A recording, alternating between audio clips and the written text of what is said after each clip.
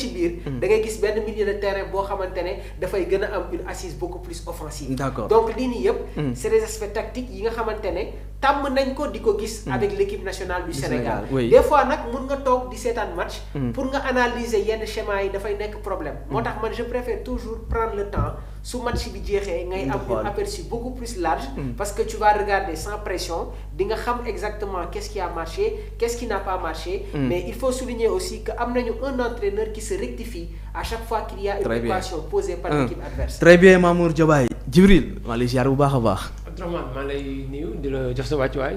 di la ziar bu baax a baax di jégalu si tard bi. noonu la di nuyu aussi Mamour Diobaye. si aussi en tout cas maa ngi doon suivre depuis sànq ba léegi seen trio bi c'était cool. nice ak Yaya. merci beaucoup merci Djibril alors amuñu.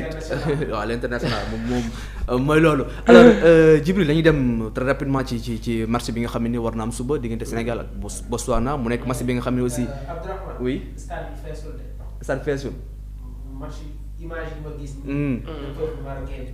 waaw waaw loolu c'est important dinañ si ñëw alors Djibril match bi aussi tamit ñoo ngi xaar bu baax a baax Sénégal est-ce que mën nañoo xaar suba mu am match bu yomb diggante ak Botswana. non tout sauf ça man je ne pense pas que ni Sénégal dina am match bu yomb parce que tamit booy xool déjà rek l'ouverture donc de la CAN rek l'a démontré Maroc contre Comores donc les Marocains gis nga dem difficulté yu ñu am yëpp donc pour marquer ces 2 buts là et ils l'ont marqué à la seconde période donc il y avait en tout cas une stress sur le visage des Marocains à la mi-temps. donc comme quoi que dañoo jàppoon ni match bi au retour des vestiaires aussi tam ça va encore être plus compliqué. mais heureusement après par des choix tactiques yoo xamante ne Regragui gi def na ko après bon ils ont pu trouver la faille. même si bu fekkee ni Ibrahima moo bi donc moo marqué le premier but donc du tournoi. avant que El Kaabi l'attaquant donc qui s'est fait marquer en tout cas remarqué lors du CHAN. 2018 bi nga xamante ne moo nekkoon le meilleur buteur du championnat d'Afrique des Nations joué au Maroc. remporté également par Maroc kan CHAN boobu moo nekkoon le meilleur joueur moo nekkoon également le meilleur buteur avec 9 réalisations sur 7 matchs joués donc mu nekkoon CHAN boo xamante ni s'est révélé après donc mu dugg ci équipe nationale A bu Maroc depuis également génnatul donc ci équipe bi donc pour dire que également booy xool depuis 2018 aujourd'hui c'est 2025. donc il commence à retrouver donc de la confiance même bu fekkee y a une concurrence aussi au niveau de l'attaque marocaine mais avec El Nesri yooyu noonu mais bon en tout cas moom il sait se tirer en tout cas de l'affaire. Rahimi yaa El Nesri xam nga donc y a une concurrence au niveau donc de la sélection quand même moo tax léegi c'est relevé à la 3e ou 2e position donc c'était un bon attaquant mais démb quand même gis nga match bi nu mu demee donc c'était rek une parenthèse pour revenir donc pour ce match contre le Sénégal et l'équipe de Zimbabwe. Une équipe également classée à la 138e position au niveau FIFA donc le Sénégal est 18e donc il y a pas photo si on compare le tableau de classement des deux équipes mais quand même sur le terrain classement FIFA du exister donc lu exister mooy des équipes qui ont préparé le match et également sur le terrain dañuy ñëw jéem a dérouler li nga xamante ne donc préparé nañ ko Sénégal aussi contre le Botswana du yomb Botswana même s'il joue sa deuxième CAN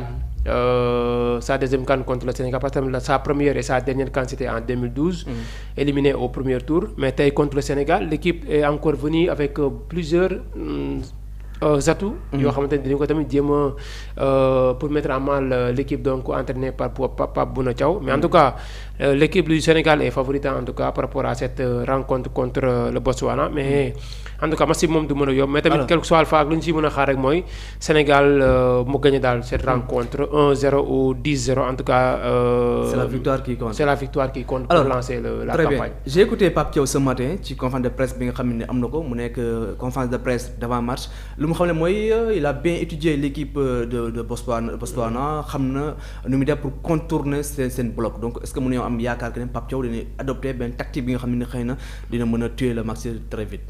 waaw bon c'est normal parce que tamit Abdourahmane booy yëg équipe quel que soit alpha son rang sa position le respect da nga koy jox parce que tamit Botswana ils ont tout fait pour aujourd'hui se qualifier à cette Coupe d'Afrique des Nations. la fois passée bokkuñu woon gëjoon nañ bokk yàgg na tey jii bu fekkee dañoo ñëwaat 13 ans après c'est parce que y a du travail aussi boo xam ne def nañ ko fa.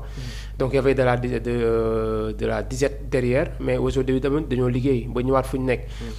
c'est une équipe boo xamante ni pratiquement composée par plusieurs joueurs locaux yoo xamante ne entre temps booy xool la plupart d'entre eux sont entre Gabon Afrique du Sud non Maroc et Algérie. Il y a certains d'entre eux qui évoluent au Maroc. Donc ils maîtrisent également le climat qu'il fait actuellement au Maroc. Parce que entre Maroc, Algérie et Gabon, la plupart des joueurs du sélectionneur sud-africain. C'est entraîneur Romero, je pense, c'est un sud-africain. Donc tey jii booy xool seeni joueurs aussi te tamit en Afrique parfois la particularité mooy day uteeg yeneen compétitions yu mag yi Afrique les joueurs dañuy am benn ossature. Souvent Afrique boo amee ossature rek maîtriser le climat am benn compact bu dëgër rek mën nga faire face à n'importe quelle équipe donc en Afrique. Si c'est au niveau donc du niveau mondial day xaw a compliqué mais en Afrique moom parfois ces genres d'équipes sont souvent difficiles à battre te démb déjà comme ni ko waxee sànq montré na ko mais bon contre le Botswana moom lu ñuy xaar du raman mooy Sénégal ñëw apporter def. Comme le Maroc, appuyer sur l'adversaire, jouer presque à demi-terrain, pousser, marquer le but libérateur. Après, si le premier but arrive, après la situation va se décanter. Quoi. Tactiquement, qu'est-ce que tu Pape Thiaw demain? Pape Thiaw demain, lu ma koy xaar ci tactique bokk na ci aussi bon comme ni nga ko waxee sànq par rapport ak étude bu mu def par rapport à l'adversaire parce que souvent une équipe est souvent composée selon l'état de forme des joueurs dont vous disposez. L'autre point c'est par rapport également à l'adversaire en face. Donc l'adversaire en face mooy Botswana étudier na ko xam ne yan joueurs lañ yor xam ne entre-temps Romero a utilisé combien de jours entre-temps pour les 3 derniers matchs, les 4 derniers matchs, les 5 derniers matchs.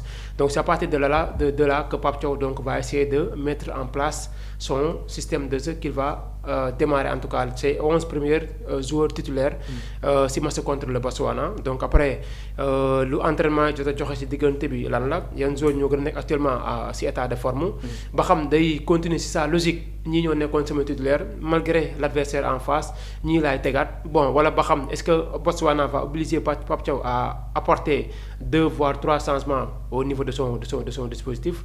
Bon loolu en tout cas demain dinañ ci jéem a xam dara mais bon logique pour logique. waaw non avant qu'on système ban système ngay xaar. waaw logique pour logique comme d'habitude wala. Bon pour démarrer un 4-2-3-1. 4-2-3-1 derrière comme ni ko waxee fi bi passe ak Mamour mettre Lamine Camara et Pape Gueye des jeunes qui vont apporter beaucoup d'énergie devant eux Iliman Ndiaye et après le trio d'attaque. Tout le monde le connaît, Sadio Mané, Jackson et Ismaïla Sarr.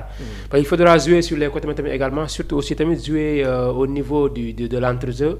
Et Iliman Ndiaye, je pense qu'il est assez outillé pour faire cette animation-là.